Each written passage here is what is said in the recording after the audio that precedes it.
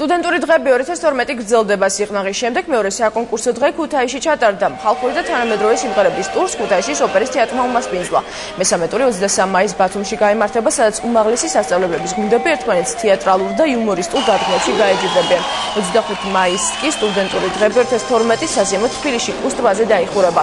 წლევანდელ სტუდენტურ დღეებში ქვეყნის მასშტაბით 30-მდე უნივერსიტეტი მონაწილეობს. ღონისძიების ორგანიზატორი საქართველოს სპორტისა და ახალგაზრდობის საქმე და სამინისტროა, გენერალური სპონსორი კი სუმი.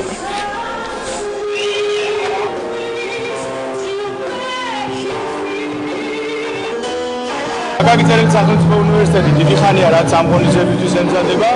ჩვენს უნივერსიტეტს წარაჭის მარიტა როხვაძე და ანსამბლი პოლხა გულშემატკივრები მობილიზებული არიან, მომზადება დიდია, ენერგია დიდია და ვფიქრობთ რომ გავიმარჯვებთ ამ ღონისძიებაში.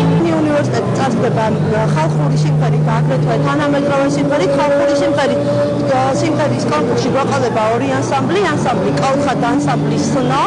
ჩვენ ვფიქრობთ აგრეთვე თანამედროვე სიმღერის კონკურსში გვაყოლება სოფო საჟინიანი, ჩვენი მომღერალი. გვაქვს ძალიან დიდი იმედი იმის რომ გავიმარჯვებთ. ამ დროისთვის დასრულებული არ გადარჩა, დაელოდეთ ჩვენ